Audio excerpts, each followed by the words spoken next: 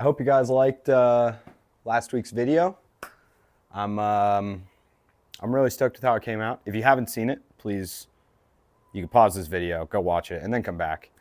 Um, but yeah, that's enough about that.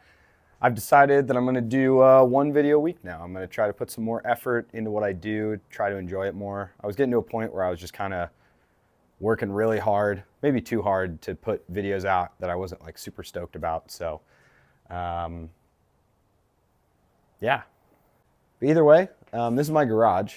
Some of you may have seen it, some of you may have not. It is a mess. Um,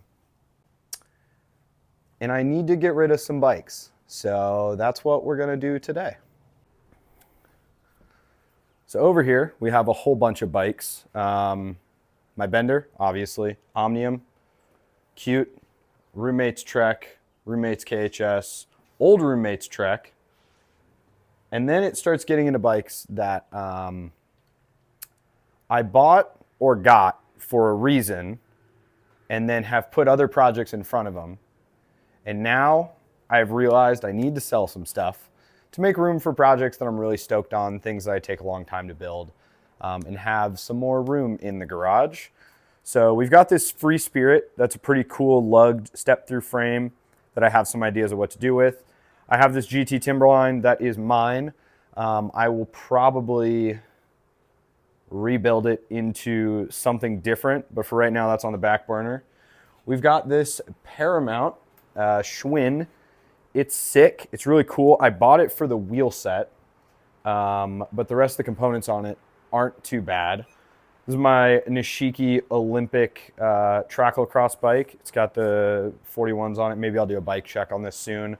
I've got an Alpine Stars Chromega that I bought off somebody for really cheap, and it's a really, really cool bike, and I want to do something cool with it.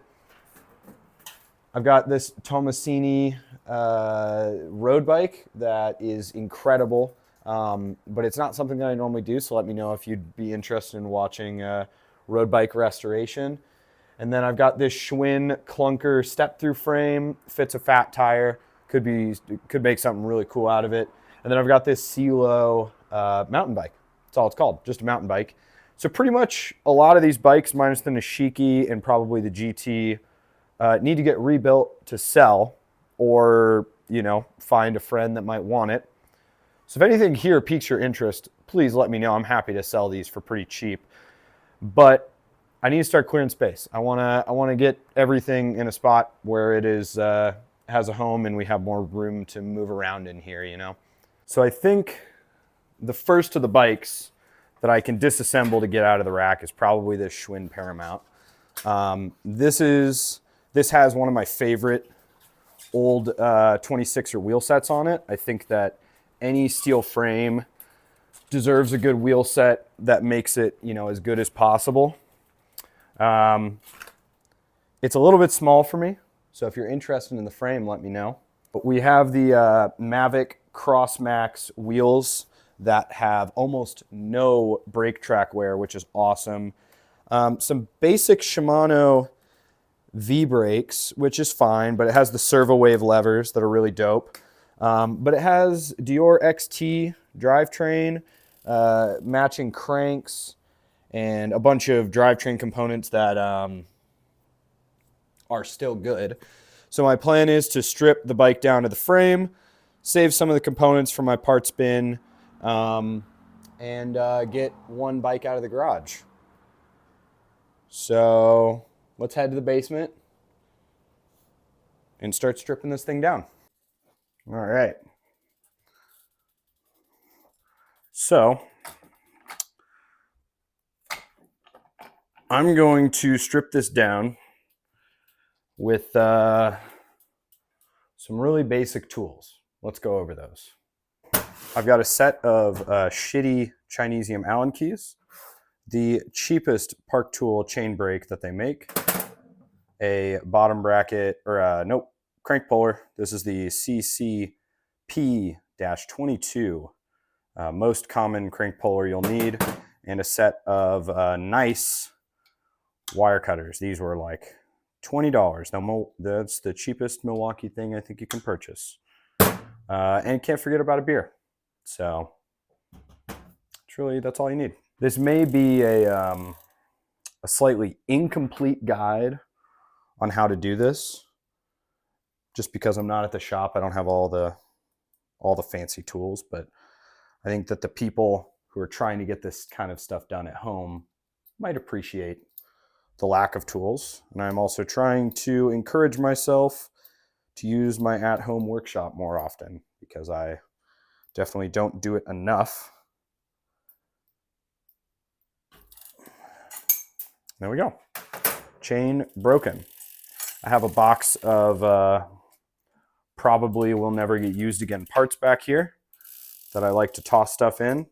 I really need to get a box to recycle metal in though. Let me go look for one.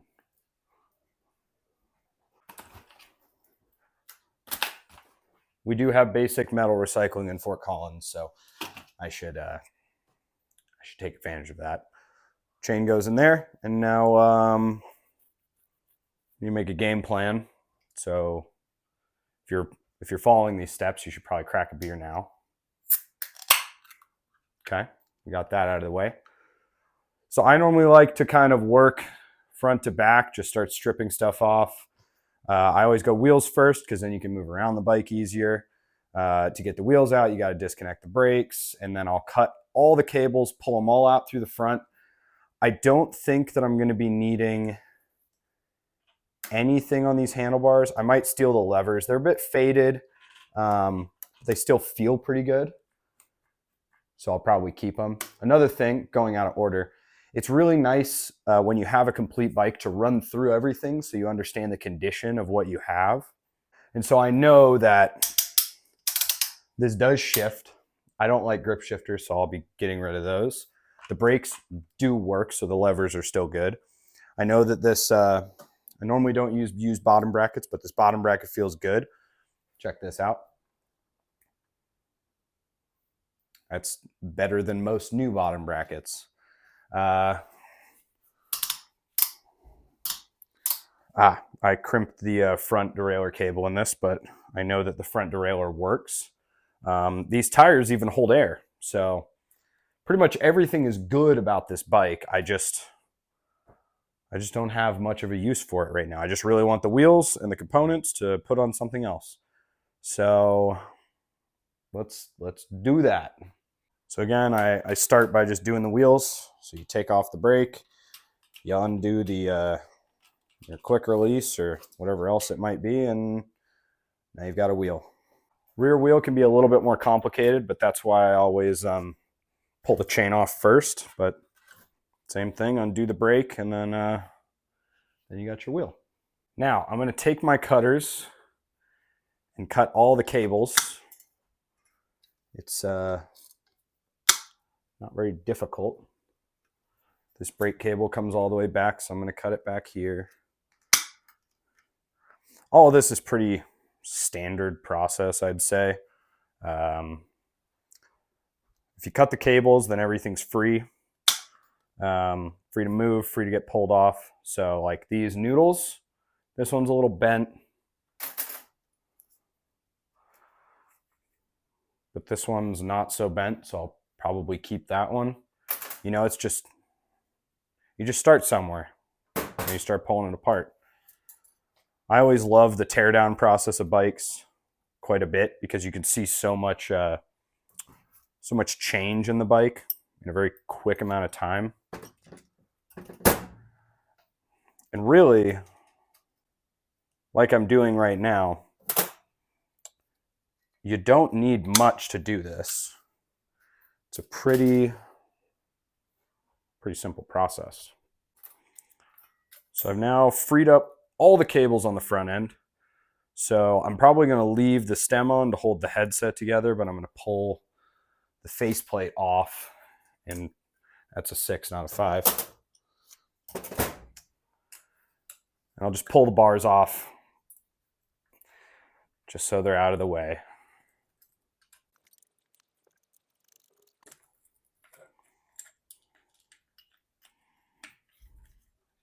Some Ritchie force lights.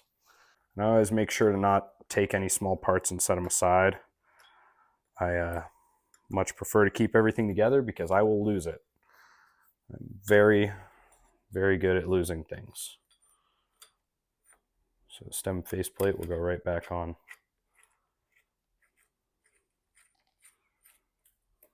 Pull the cable off the front brake.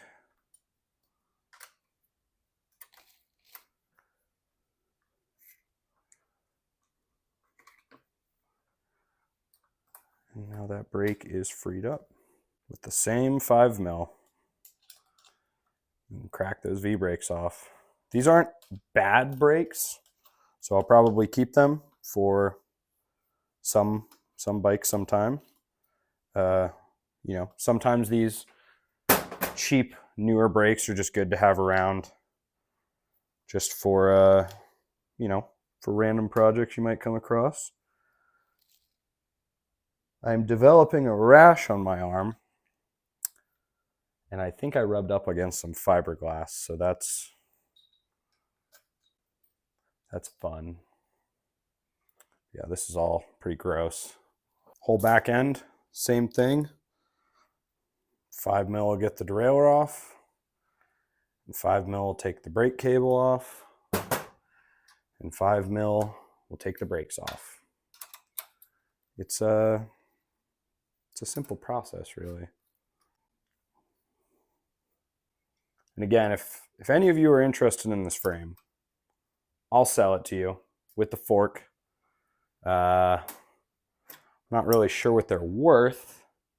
I know in really good condition, I'm sure I could get, you know, a couple $100. This one's decent. It's got a little bit of pitting.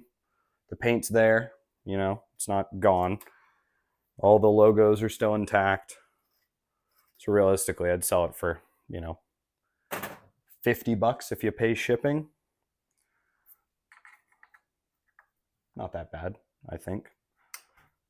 I can measure it too and let you know how big it is, but it's too small for me. All these parts are pretty dirty. I generally will put a little box of parts together to bring with me to the shop so that I can use the ultrasonic because, you know, less labor. Oh yeah, I forgot about this seat post in here. I like this seat post. It's a fluted Gallon? I don't know. Saddle's nothing special though. But it's got one of these like seat lock things on it. Gonna be honest with you guys. These don't do much to help you. Again, $20 tool. This is not gonna stop someone from stealing your seat post.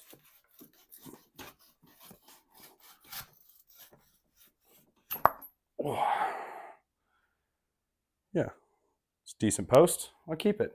Now for the cranks, I don't have a pin spanner tool here. I gotta find 2 tiny Allen keys.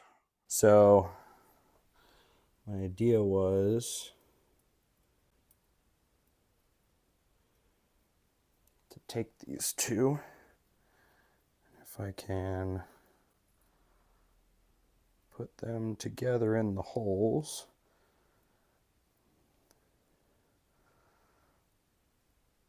Oh, this is significantly easier with the actual tool. Oh. If I was a good YouTuber, now's the time when I would put up an affiliate link for Amazon to buy the park tool, but fuck that. Go to your local bike shop. This is the worst way to do this.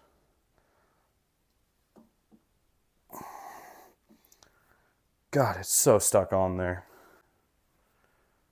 So that didn't work at all. I'm lazy. I'm sure there's a way to do this at home, DIY, but I'm lazy. So I'm gonna take the bike over the road.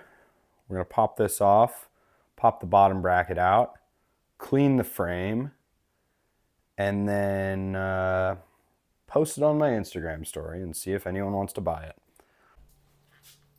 Continuity error. It's been about a whole week. I've been busy, whatever. So we've got wheel set, DRXT rear derailleur, DRXT front derailleur, and then a full brake set. And obviously we have the aforementioned frame that I've been tearing down. Obviously I'm in the shop and it's time to pull the cranks off, get the bottom bracket out, and clean everything. I'm gonna start with this wheel set because this is the whole part of the bike that I really want to keep. Everybody knows how to pull a tire off, so that's kind of useless. Or maybe it's not useless to show you. It doesn't matter. I'm not going to. But I do want to keep this group set complete and together. So we're going to yank this cassette off. You just need your cassette tool. This is another thing that I don't have at home. I told myself I was going to start a list of like tools that every time I need a tool and I don't have it, I was going to start a list. I haven't done that. So that's good. Should probably start sticking to my word more often. I think I also said earlier in this video that I was going to post once a week. And based on the timeline of how I'm filming this, there's nothing that's posted this past week. This will probably go up on Monday.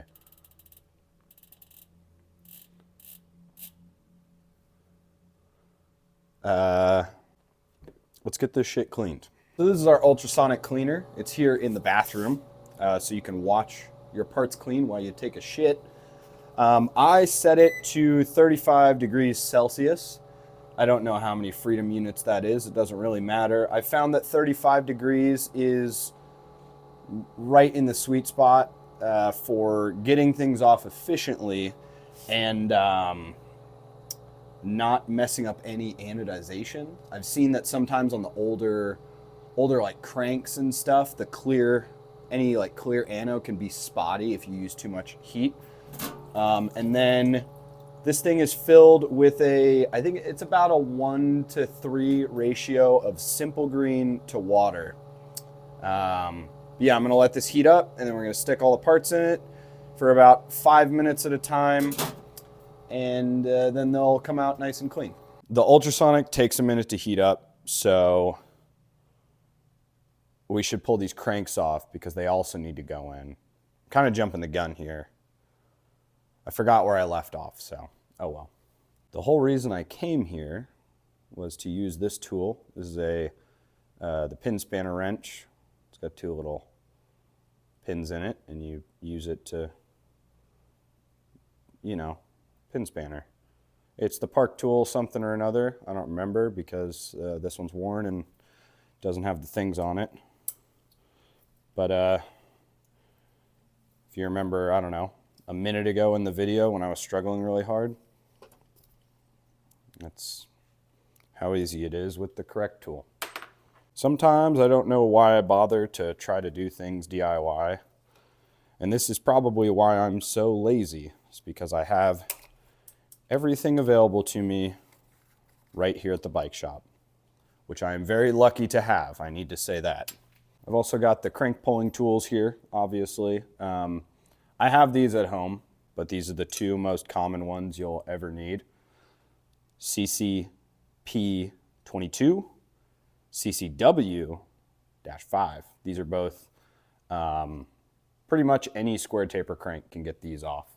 These can get off pretty much every square taper crank. You know what I mean. You just gotta remove your, I guess would these would be fixing bolts? I don't know the official term. It's pretty simple. You just pull a bolt. And then you put this tool in here. Key to using this tool, if you never have before, or if you commonly break them, is don't try to over force it. You kind of just go till it stops. And then and then it works. Removing the bottom bracket is much easier with one of these. It's pretty simple to remember. Turn forwards to remove, turn backwards to install.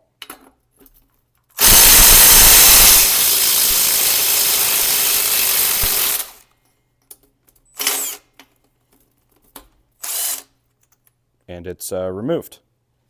Same thing with the drive side. Forward to remove, backward to install. It's reverse threaded.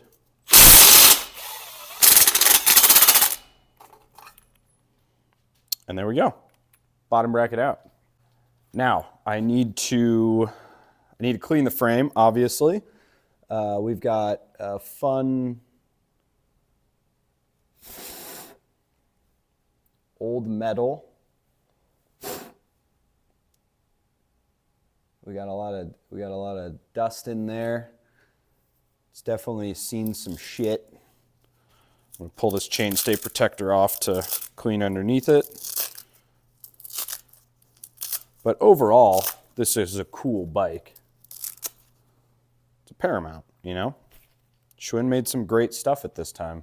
I'm going to be using primarily this foaming simple green degreaser and a clean rag. You guys have seen me do this before. So I'm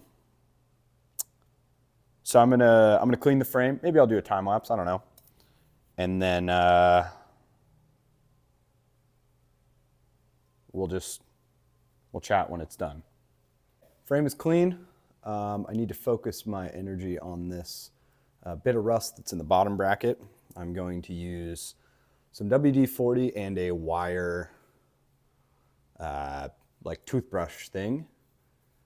Basically, I just get some WD-40 in there, and then I take the wire brush and scrub. And it starts eating off all the surface rust. And really the main area that I'm concerned about is the actual bottom bracket face, to make sure that any future bottom bracket that gets put in goes in smoothly. So I just kind of sit here doing this for however long it takes, really.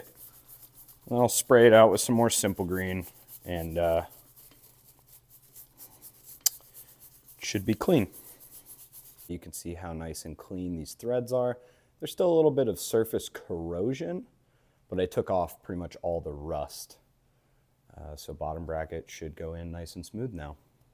The last step I'm gonna do is something new that I've been doing to all of our shop builds. This is not a permanent solution. This is not real paint correction, but it does make the bike look quite a bit better. This is some Pro Polish from Sunlight. You can get this pretty much at any bike shop. I just take a fresh, clean rag, take a little bit of it. You don't need a lot. And I just give the frame a nice rub down. And this just kind of gives it back some of the luster that it's lost over the years. I have an actual polishing wheel at home that I have not used yet. I probably should start learning how to use it and be more like Ben over at Ben's Cycles. But this stuff does just enough to make a difference.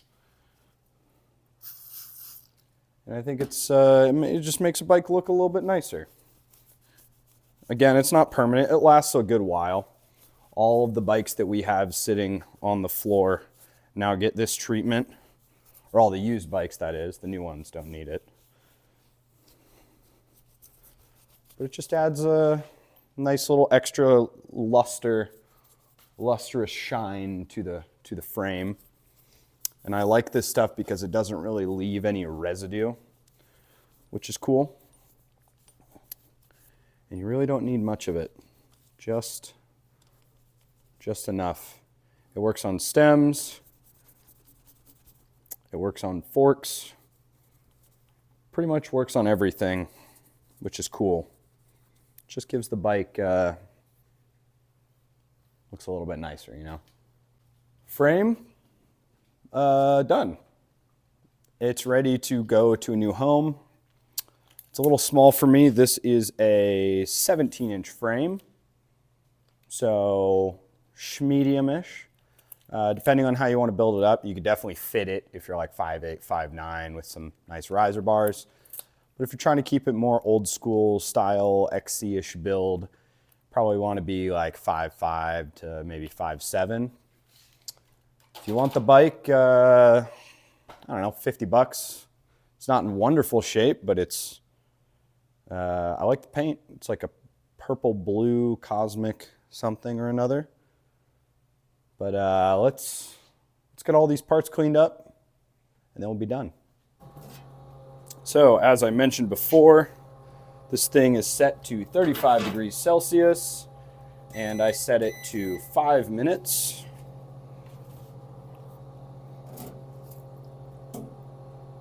And then I stick all the parts in here. Go down into the abyss, and then you just turn it on and wait 5 minutes, and then check to see if they're clean. I'm not going to subject your ears to this because it is very loud on camera. All right, parts are done. We're going to find out how clean they look. The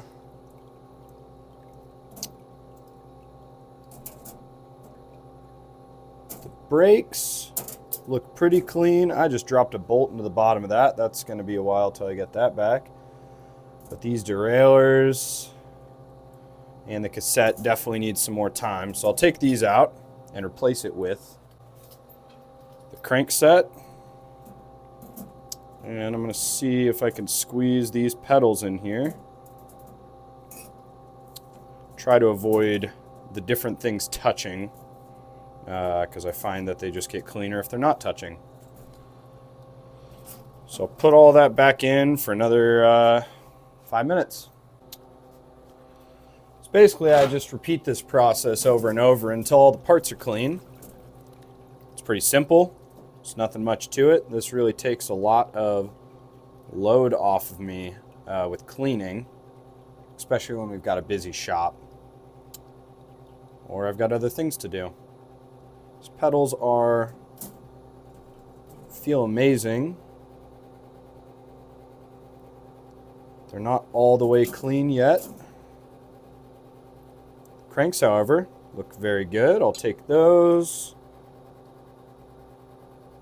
This is not clean yet, and this is not clean yet. Still has a little ways to go, so I'll separate a few of those cogs.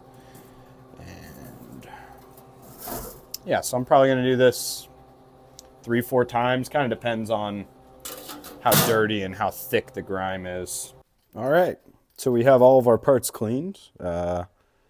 Derailleurs, these wonderful pedals that spin so well. Nice XT set. Cassette. Both cranks with some very nice Vuelta, made in the USA. Chain rings, minus the little one. That's a sake. And then the V-brakes. These are probably added later. I'm not going to worry about the wheels right now because I'm not sure what they're going to go on yet, and I'm just going to do that when I get to them. So, I think we're done for today. I'm very excited to start getting things out of my garage. I need to clear some space, and I want to start, doing more specific projects in the future for bigger projects, that kind of stuff. I have been thinking about starting like a little website where I put up the parts that I'm not currently like planned on building with and seeing if anybody wants them. So if that's of interest to you, let me know. If this frame interests you, let me know. Shoot me a DM on Instagram. I try to always respond as long as it doesn't get lost, because sometimes things just, don't come to me. If you enjoyed the video, let me know. If you're looking to watch something else, let me know. There's plenty of other YouTubers out there as well. Not that I'm a YouTuber, I'm just a mechanic. So I'll see you in the next one. Thanks for being here. And yeah, some big stuff coming up. Be here for it.